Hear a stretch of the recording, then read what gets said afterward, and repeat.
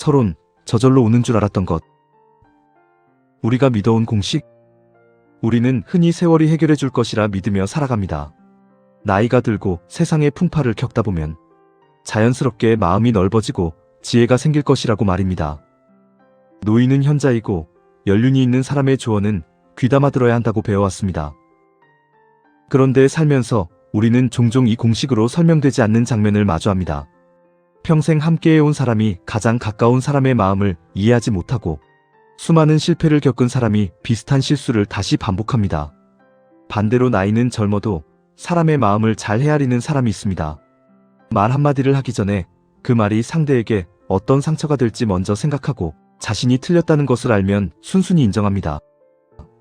그렇다면 지혜는 나이와 상관없이 그저 저절로 채워지는 것일까요?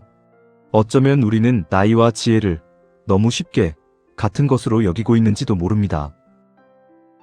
지혜, 삶의 결이 되는 힘. 지혜라는 말은 다소 고상하고 먼 현자들만의 이야기처럼 들릴 수 있습니다. 그러나 지혜는 삶과 분리된 지점 유의가 아닙니다. 지혜는 오늘 하루 우리가 어떤 태도로 사람을 대하고 밀려드는 불안 속에서 어떤 선택을 내리며 삶의 무게를 어떻게 견뎌낼 것인가를 결정하는 가장 근본적인 힘입니다. 같은 시련과 마주치더라도 지혜가 부족하면 그 시련을 원망과 분노로 소비하며 스스로를 고립시킵니다. 반면 지혜로운 사람은 그런 사건 속에서도 자신을 되돌아보고 타인의 한계를 이해하며 마음의 평온을 지켜낼 길을 찾아냅니다. 좋은 삶, 의미 있는 삶은 결국 얼마나 오래 살았는가가 아니라 얼마나 지혜롭게 살아가는가에 달려 있습니다. 지혜는 삶이라는 거센 물결 속에서도 우리가 중심을 잡게 하고 자신만의 결을 잃지 않게 해주는 힘입니다. 그렇다면 우리는 오늘 두 가지를 물어야 합니다. 지혜란 정확히 무엇인가? 그리고 왜 나이와 경험을 쌓는다고 저절로 채워지지 않는가? 이 이야기는 나이와 무관하게 누구에게나 해당되는 보편적 성찰입니다. 일부, 안다는 것과 지혜롭다는 것. 무엇이 어떠한가와 어떻게 살아갈 것인가? 고대 그리스의 철학자 아리스토텔레스는 니코마코스 윤리학에서 지혜와 관련된 알을 두 가지로 구분했습니다. 하나는 소피아, 이론적 지혜입니다. 우주의 원리를 이해하고 변하지 않는 진리를 탐구하는 능력입니다. 다른 하나는 프로네시스, 실천적 지혜입니다. 지금 이 구체적인 상황에서 무엇을 하는 것이 좋은지 판단하는 능력입니다. 지식은 무엇이 어떠한지에 대한 정보이지만 지혜는 그 정보를 바탕으로 지금 이 순간 어떻게 살아갈 것인가에 대한 인식입니다. 건강에 좋은 음식이 무엇인지 아는 것과 지금 내 몸에 어떤 음식이 좋은지 판단하는 것은 다릅니다. 우리가 삶에서 진짜 필요로 하는 지혜는 대부분 프로네시스입니다. 그래서 지혜로운 사람은 지식이 많은 사람이 아니라 아는 것을 삶의 구체적인 상황에 맞게 쓸 수 있는 사람입니다. 우리말의 슬기롭다라는 표현도 이와 비슷한 결을 담고 있습니다. 여백을 가진 사람. 지혜로운 사람은 모든 답을 가진 사람이 아니라 자신이 모르는 것이 있다는 사실을 아는 사람에 가깝습니다. 내가 본 것이 전부는 아닐 수 있다는 그 작은 여백이 생각을 굳어지지 않게 합니다. 지식이 많다고 반드시 경험이 풍부한 것은 아니며 경험이 많다고 반드시 지혜로운 것도 아닙니다. 같은 유형의 일을 40년 동안 반복해온 사람이 그 일을 5년 겪은 사람보다 반드시 더 유연하고 지혜로운 판단을 내린다는 보장은 없습니다. 그렇다면 왜 이런 일이 벌어지는 것일까요? 2부, 뇌는 언제나 지름길만 찾는다. 익숙한 길만 보인다. 우리 뇌는 나이가 들수록 새로운 가능성을 받아들이기보다 이미 구축된 익숙한 패턴, 곧 스키마에 의존하려는 경향을 보입니다. 새로운 상황을 깊이 생각하는 것은 뇌에 많은 에너지를 요구합니다. 그래서 뇌는 자연스럽게 지난 세월 동안 쌓아온 경험에 비추어 세상을 손쉽게 판단해버립니다.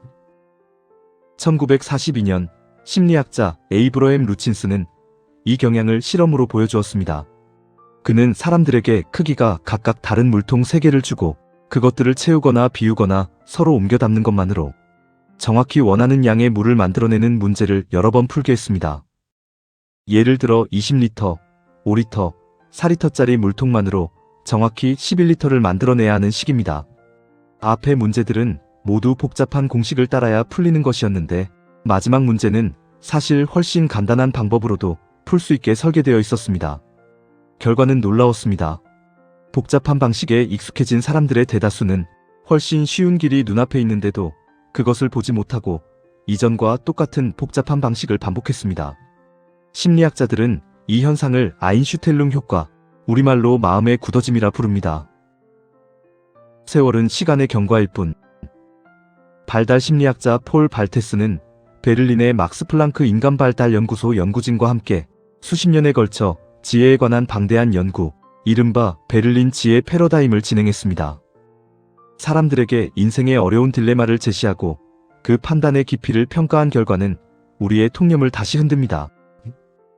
지혜롭게 사고하는 능력은 25세 이후로는 나이와 거의 상관관계가 없었습니다. 세월이 줄 수 있는 것은 오직 시간의 경과뿐입니다. 그 시간을 어떻게 해석하고 다듬었는가라는 성찰의 과정이 빠져 있다면 30년의 경험은 그저 1년 동안 겪은 오류와 편견을 30번 되풀이한 것에 지나지 않을 수 있습니다. 그렇다면 이 판단은 왜, 어떤 식으로 우리 안에서 굳어지는 것일까요? 3부. 경험이 믿음으로 굳어질 때. 같은 사건, 다른 해석. 사업에 실패한 세 사람이 있다고 해보겠습니다. 한 사람은 나는 운이 없었어라고 생각합니다. 다른 사람은 시장을 너무 낙관적으로 봤구나라고 생각합니다. 또 다른 사람은 사람을 믿는 법과 의심하는 법 사이의 균형을 찾지 못했구나라고 생각합니다. 똑같은 실패인데 세 사람이 가져가는 것은 서로 다릅니다. 사건은 같지만 해석이 다르고 그 해석이 다음 선택을 바꿉니다. 문제는 여기서 시작됩니다. 비슷한 일이 두세 번 반복되면 그것은 경험이 아니라 하나의 믿음이 됩니다. 사람은 원래 믿을 수 없어. 처음에는 경험이었던 것이 어느 순간부터 세상을 보는 렌즈가 됩니다. 심리학에서는 이것을 확증 편향이라 부릅니다. 이미 가진 믿음에 맞는 정보는 쉽게 받아들이고 그 믿음과 충돌하는 정보는 무시하는 경향입니다. 성공은 가장 위험한 경험. 여기서 짚어야 할 흥미로운 지점이 있습니다. 실패는 우리를 흔들어 판단을 돌아보게 만들지만 성공은 다릅니다. 성공하면 우리는 자신의 판단이 옳았다고 믿기 쉽습니다. 그러나 결과가 좋았다고 해서 판단의 과정까지 옳았던 것은 아닐 수 있습니다. 운이 따랐거나 다른 사람의 도움이 있었거나 우연히 맞아떨어진 것일 수도 있습니다. 그런데 우리는 성공을 자신의 능력으로만 해석하고 그 방식을 하나의 공식처럼 만듭니다. 그 순간 과거의 성공은 미래를 위한 경험이 아니라 미래를 가두는 규칙이 됩니다. 우리는 살아가며 자신만의 성공 방식을 갖게 됩니다. 내가 살아본이라는 말 뒤에는 자신이 겪은 한정된 경험을 모든 상황에 적용하려는 마음이 숨어 있습니다. 그러나 시대가 바뀌었고 그때 그 사람과 지금 이 사람은 다른 사람이며 그가 처한 형편과 사정도 그때와 같지 않습니다. 심리학에서는 이렇게 한정된 경험을 지나치게 넓은 범위로 확대해 믿는 것을 과잉 일반화라고 부릅니다. 경험은 지혜의 재료일 수 있지만 그 자체가 지혜는 아닙니다. 그렇다면 이 진실을 아주 오래전 동양의 사상가들은 어떻게 이야기했을까요? 4부. 우물 밖으로 나가야 알 수 있다. 개구리에게 바다를 말할 수 없는 이유. 중국의 사상가 장자는 장자 추수편에서 이런 통찰을 남겼습니다. 우물한 개구리에게 바다를 말할 수 없는 것은 그가 좁은 공간에 갇혀 살기 때문이라고 그는 말했습니다. 이 비유에서 흥미로운 지점이 있습니다. 그 개구리가 우물 안에서 얼마나 오래 살았는지는 중요하지 않다는 것입니다. 하루를 산 개구리든 10년을 산 개구리든 우물이라는 한계 안에서만 살아왔다면 바다를 상상할 수 없는 것은 마찬가지입니다. 시간이 길다고 해서 그 좁은 벽이 저절로 넓어지지는 않습니다. 저절로 다다를 수 없는 경지. 그렇다고 나이를 먹는 일 자체가 무의미하다는 뜻은 아닙니다. 논어에서 공자는 예순에 이르러 남의 말을 그대로 받아들일 수 있게 되었다고 이순의 경지를 고백했습니다. 이 구절은 흔히 나이가 들면 저절로 귀가 순해진다는 뜻으로 읽히곤 합니다. 그러나 일부 학자들은 이 구절을 다르게 봅니다. 이순은 세월이 자동으로 주는 것이 아니라 자신의 경험으로 굳어진 편견을 끊임없이 비워낸 끝에 도달하는 치열한 성찰의 경지라는 것입니다. 이렇게 보면 공자조차 예순에 이르러서야 겨우 도달한 경지가 있었다는 사실이 새롭게 다가옵니다. 그 경지는 그냥 살아왔기 때문이 아니라 평생에 걸쳐 배움의 뜻을 두고 스스로를 돌아본 끝에 다다른 곳이었습니다. 불교 경전 법구경에 노인품에도 비슷한 통찰이 있습니다. 머리털이 휘어진다 해서 어른이 되는 것은 아니다. 나이만 먹었다면 그는 부질없이 늙은이라 불릴 뿐이다. 흰머리는 세월의 증거일 뿐 그 자체로 성숙의 증거는 아니라는 것입니다. 나이 들면 지혜를 자동으로 보장하지 않지만 그 시간 동안 의식적으로 갈고 닦았을 때는 분명 지혜가 깊어지는 토양이 되어줍니다. 문제는 세월 그 자체가 아니라 그 세월 동안 우리가 우물 밖을 상상하려는 노력을 계속했는가, 아니면 우물 안에 익숙함에 편안히 머물렀는가입니다. 5부. 무엇이 지혜를 만드는가? 자신을 제3자의 눈으로 바라보는 힘. 그렇다면 왜 어떤 사람은 나이가 들수록 점점 더 좁아지고 고립되며 어떤 사람은 나이가 들수록 오히려 더 깊고 넓어지는 것일까요? 그 핵심에는 메타인지, 곧 자신의 생각과 한계를 스스로 돌아보는 능력이 있습니다. 고대 아테네의 철학자 소크라테스는 자신이 모든 것을 안다고 주장하지 않았습니다. 그는 스스로 알지 못하는 것이 많다는 사실을 인정하는 태도를 철학적 탐구의 출발점으로 삼았습니다. 이런 겸손을 지닌 사람은 자신의 판단을 결론이 아니라 잠정적인 것으로 여깁니다. 오늘 내린 판단도 나중에 새로운 사실을 알게 되면 언제든 다시 꺼내어 고칠 수 있습니다. 그래서 경험이 반복되더라도 그것이 하나의 믿음으로 굳어지지 않습니다. 캐나다의 심리학자 이고르 그로스만은 지혜로운 판단을 이끄는 요소를 구체적으로 밝혀내려 했습니다. 그의 연구에 따르면 지혜로운 사람들은 자신의 지식에 한계가 있음을 인정하는 지적 겸손, 하나의 상황을 여러 관점에서 바라보려는 태도, 그리고 상황이 변할 수 있음을 받아들이는 유연함을 공통적으로 지니고 있었습니다. 중요한 것은 이 요소들이 세월이 흐르면 저절로 생기는 것이 아니라 의식적으로 훈련할 수 있는 태도라는 점입니다. 실제로 갈등 상황을 제3자의 눈으로 바라보라고 요청했을 때 사람들의 판단은 나이와 무관하게 더 균형 잡히고 지혜로워졌습니다. 고통을 지혜로 승화시키는 노력. 똑같이 고통스러운 실패를 겪어도 그것을 그저 억울함이나 원망으로 남겨두는 사람은 마음이 점점 더 피폐해집니다. 그러나 그 고통 속에서도 내가 무엇을 미처 보지 못했는가를 스스로에게 묻는 사람은 그 고통이라는 원석을 조금씩 지혜라는 결로 바꾸어 갑니다. 신라의 승려 원효는 이와 통하는 통찰을 남겼습니다. 그는 화쟁이라는 사상을 통해 서로 다른 의견이 충돌할 때 어느 한쪽만 옳다고 판정하기보다 그 다름을 아우르며 더 큰 이해에 이르는 길을 이야기했습니다.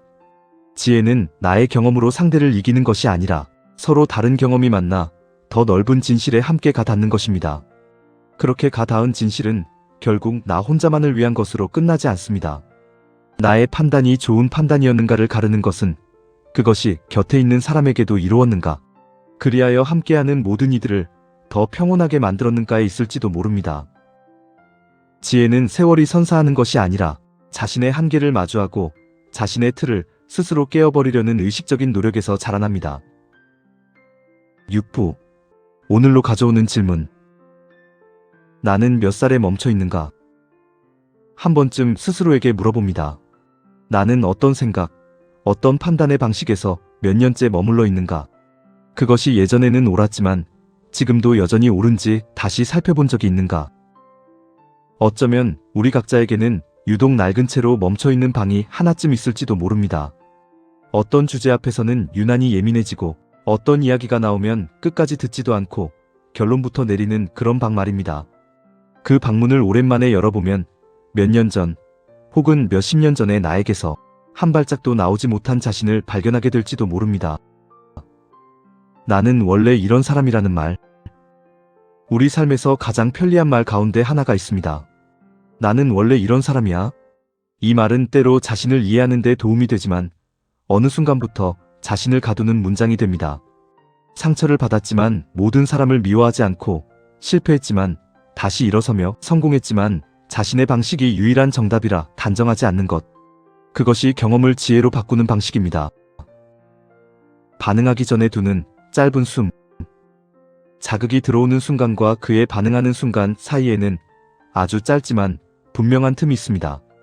지혜롭지 못한 판단은 대개 그 틈을 건너뛰고 곧바로 튀어나옵니다.